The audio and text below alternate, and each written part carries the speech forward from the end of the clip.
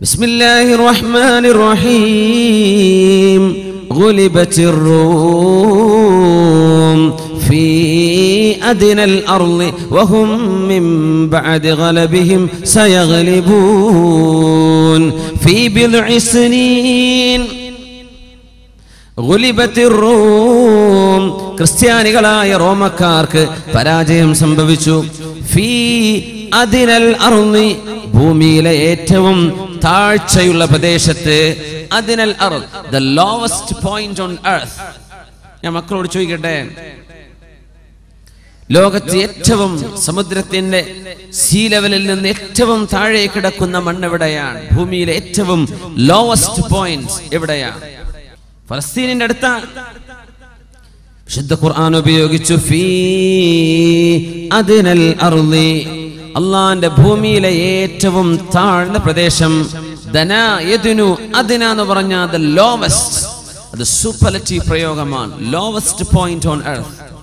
അള്ളാന്റെ ഭൂമിയിലെ ഏറ്റവും താഴ്ചയുള്ള പ്രദേശം ചാവുകടലിന്റെ, ഡെഡ് സീയുടെ, ഇന്നത്തെ ജോർഡാനിന്റെ, പഴയ ഫലസ്തീനിന്റെ ഭാഗങ്ങളായ പഴയ സിറിയയുടെ ഭാഗം, ഇന്നത്തെ ജോർഡാനിൽ കിടക്കുന്ന ചാവുകടൽ, ഏറ്റവും കൂടെ ഉപ്പുള്ള പ്രദേശം ഉണ്ടല്ലോ, ആ ചാവുകടലിന്റെ കരപ്രദേശങ്ങളാണ്, അതിന്റെ കോസ്റ്റുകളാണ് ലോകത്ത് ഏറ്റവും വലിയ, ഏറ്റവും താഴ്ന്ന പ്രദേശം. സമുദ്രനിരപ്പിൽ നിന്ന് ഏറ്റവും താഴ്ന്ന പ്രദേശം ചാവുകടലാണ്. എവിടെ നിന്ന് കിട്ടി? അന്ന് ക്രിസ്ത്യാനികളും പേർഷ്യക്കാരും തമ്മിൽ യുദ്ധം നടന്നപ്പോൾ, ക്രിസ്ത്യാനികൾ മതവിശ്വാസികളാണ്, പേർഷ്യക്കാർ തീ ആരാധകരാണ്. ആ തീ ആരാധകരായ വിശ്വാസികൾ ക്രിസ്ത്യാനികളെ പരാജയപ്പെടുത്തിയപ്പോൾ മക്കക്കാരായ ആളുകൾ പറഞ്ഞു, കണ്ടില്ലേ വേദം നൽകപ്പെട്ട വിഭാഗത്തിന്റെ പരാജയം, അപ്പോ നിങ്ങൾ ഖുർആനിന്റെ ആളുകൾക്കും പരാജയം വരും. വിശുദ്ധ ഖുർആൻ അതിന് മറുപടി പറഞ്ഞു. സൂറത്തുർ റൂം, ഗുലിബത്തിർ റൂം ഫീ അദ്നൽ അർളി വഹും മിൻ ബഅദി ഗലബിഹിം സയഗ്ലിബൂൻ. റോമൻ സാമ്രാജ്യത്തിന് പരാജയം സംഭവിച്ചിട്ടുണ്ട്. എവിടെ? ഫീ അദ്നൽ അർളി. റോമ പേർഷ്യൻ യുദ്ധം നടന്നത് ഡെഡ് സീയുടെ ചാരത്താണ്, ചാവുകടലിന്റെ കരയിലാണ്. അവിടെ പരാജയം സംഭവിച്ചിട്ടുണ്ട്. വഹും മിൻ ബഅദി ഗലബിഹിം സയഗ്ലിബൂൻ ഫീ ബിദ്ഇ സിനീന. 10 താഴെ വർഷങ്ങൾക്കുള്ളിൽ തീർച്ചയായും ഇതേ റോമക്കാർ പേർഷ്യക്കാർക്കെതിരെ പടപൊരുതി ജയിക്കാൻ പോകുന്നു. ഇത് പറഞ്ഞ് 7ാമത്തെ കൊല്ലം റോമക്കാർ ജയിക്കുകയും ചെയ്തു. വിശുദ്ധ ഖുർആന്റെ വലിയൊരു അത്ഭുതം, അവർ ജയിച്ചതാണ്. അദ്നൽ അർളി, ലോകത്തെ ലോവസ്റ്റ് പോയിന്റ്, ഏറ്റവും താഴെയുള്ള പ്രദേശം ഏതാ? ചാവുകടലാണ്. ഇത് ഖുർആൻ പറഞ്ഞു. ഇന്ന് അന്നൊക്കെ അളക്കാൻ പറ്റും അതൊക്കെ. അദ്നൽ അർള്, ലോവസ്റ്റ് പോയിന്റ് ഓൺ എർത്ത്.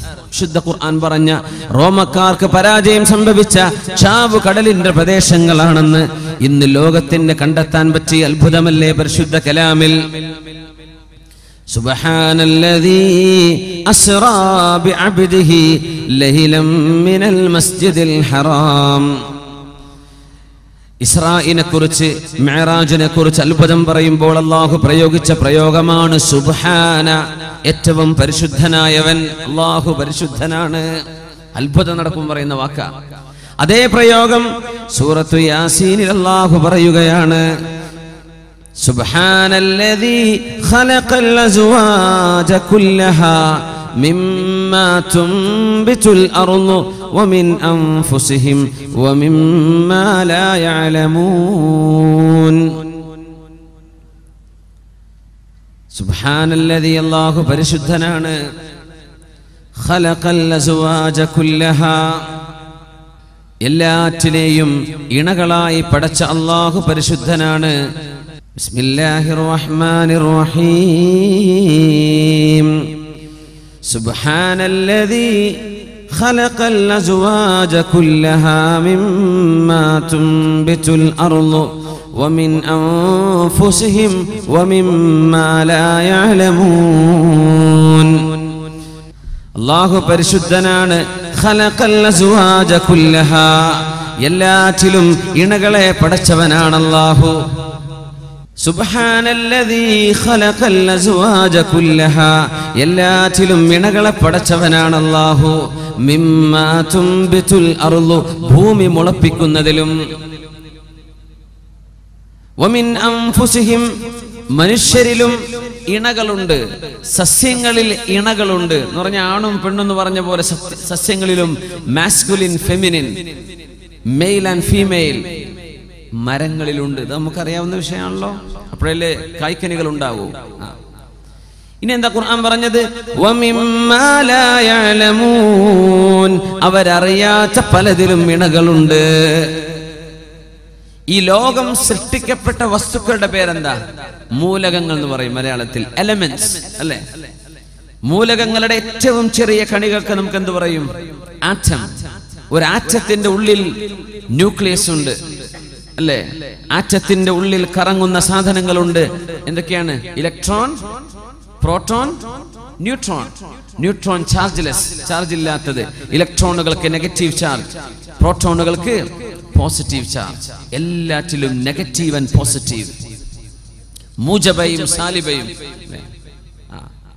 മൂജബ എന്ത്?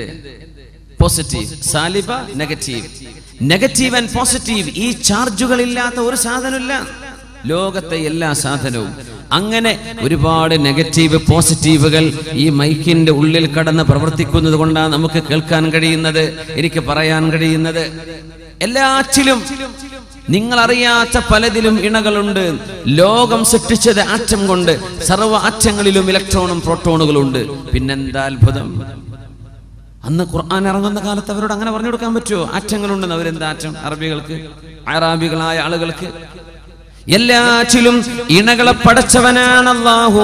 സുബ്ഹാന, ഈ മഹാത്ഭുതം നിങ്ങൾക്ക് മനസ്സിലാകുമ്പോൾ നിങ്ങൾ പറയും സുബ്ഹാനല്ലാഹ്. അത് തിരുമ പറയും സുബ്ഹാനല്ലാഹ്, നീ പരിശുദ്ധനാണ് പടച്ചവനെ, നീ പരിശുദ്ധനാണ്. يا معشر الجن والإنس إن استطعتم أن تنفذوا من أقطار السماوات والأرض فانفذوا لا تنفذون إلا بسلطان فبأي آلاء ربكما تكذبان يا معشر الجن والإنس സൂറത്തുൽ റഹ്മാനിൽ ഓ മനുഷ്യരെ, ജിന്നുകളെ, മനുഷ്യവർഗമേ, ഭൂതവർഗമേ, ഇനിസ്തതഅതും, നിങ്ങൾക്ക് സാധിക്കുമെങ്കിൽ, അൻ തൻഫുദൂ മിൻ അഖ്താരിസ് സമാവാതി വൽ അർളി, ആകാശഭൂമികളുടെ രണ്ടറ്റങ്ങളെ തുളച്ചു കയറാൻ നിങ്ങൾക്ക് സാധിക്കുമെങ്കിൽ, ഫൻഫുദൂ, നിങ്ങളൊന്ന് കയറി നോക്കട്ടെ. എന്താ പറഞ്ഞെന്നറിയോ? ഭൂമിയെ തുളക്കാൻ നിങ്ങളെ കൊണ്ട് പറ്റുമോ? അള്ളാഹുവിന്റെ വെല്ലുവിളിയാണ്. ഭൂമിയെ തുളക്കാൻ പറ്റുമോ? മിൻ അഖ്താരിസ് സമാവാതി വൽ അർളി, ഭൂമിയുടെയും ആകാശത്തിന്റെയും അറ്റങ്ങളെ പെനിട്രേറ്റ് ചെയ്ത് കടക്കാൻ നിങ്ങൾക്ക് സാധിക്കുമെങ്കിൽ, ഫൻഫുദൂ, ഗോ ആൻഡ് ഡു ഇറ്റ്. ലാ തൻഫുദൂൻ ലാ തൻഫുദൂന ഇല്ലാ ബിസുൽത്താൻ, അല്ലാഹു നൽകുന്ന മഹാ കഴിവ് കൊണ്ടല്ലാതെ നിങ്ങൾക്കതിന് സാധ്യമല്ല. ഭൂമിയെ തുളച്ചു ഒരറ്റത്തുനിന്ന് മറ്റേറ്റത്തേക്ക് തുളക്കാൻ നിങ്ങളെ കൊണ്ട് കഴിയില്ല. ഇതാ ഖുർആൻ പറയുന്നത്. ഭൂമിയെ ഒരറ്റത്തുനിന്ന് മറ്റേ അറ്റത്തേക്ക് തുളക്കാൻ നിങ്ങളെ കൊണ്ട് കഴിയൂല. ഭൂമിയെ തുളച്ചിട്ടുണ്ട്. എത്രയാണെന്നറിയോ? ഏറ്റവും കൂടുതൽ ഭൂമിയുടെ ആഴത്തേക്ക് പോയത് 11 കിലോമീറ്റർ. 11 കിലോമീറ്റർ വരെ ഉള്ളിലേക്ക് തുളച്ചിട്ടുണ്ട്. അതിനപ്പുറത്തേക്ക് തുളക്കാൻ മനുഷ്യൻ ശ്രമിക്കുന്നുണ്ട്. എന്തായാലും ഭൂമിയുടെ കോർ വരെ, ഭൂമിയുടെ പകുതി പോലും തുളക്കാൻ കഴിയില്ല. അത്രക്ക് ഘനീഭവിച്ച തീയും ചൂടുമുണ്ട്. തുളക്കുന്ന മെഷീൻ പോലും മെൽറ്റായി പോകും. അല്ലാഹു പറയാ, ലാ തൻഫുദൂൻ, നിങ്ങൾക്കതിന് കഴിയൂല, നിങ്ങൾക്കതിന് കഴിയില്ല. ശ്രമിച്ചു നോക്കിക്കോളൂ, കഴിയൂല. ആകാശത്തിന്റെ മണ്ഡലങ്ങളെ തുളച്ചു കടക്കാൻ നിങ്ങൾക്ക് സാധിക്കുമോ? ചന്ദ്രനിൽ പോകാൻ പറ്റുമോ? മാർസിലേക്ക്, സാറ്റേണിലേക്ക് പോകാൻ പറ്റുമോ? ചൊവ്വയിലേക്ക് പോകാൻ പറ്റുമോ? ഇതിനെ കുറിച്ചല്ല ഈ പറയുന്നത്. ആകാശത്തിന്റെ അറ്റം അതെവിടെയാണെന്ന് പോലും ഇന്ന് സയൻസിന് കണ്ടെത്താൻ പറ്റിയിട്ടില്ല. കഴിയില്ല. അങ്ങനെ ഒരു യാത്ര, അങ്ങനെ ഒരു അറ്റങ്ങൾ ഭേദിച്ചു കടന്നത് ആരെ? ഒരേ ഒരാൾ മാത്രമേ ഉള്ളൂ. ആ ആളാണ് മിഅ്റാജിന്റെ രാവിൽ കടന്നുപോയ മുഹമ്മദ് മുസ്തഫ സ്വല്ലല്ലാഹു അലൈഹി വസല്ലം. തങ്ങളാണ് ആകാശത്തിന്റെ, ഗംഗയുടെ ആകാശത്തിന്റെ അതിരുകളെ കടന്നുപോയത്. വേറെ ഒരാൾക്കും അത് കഴിയൂല.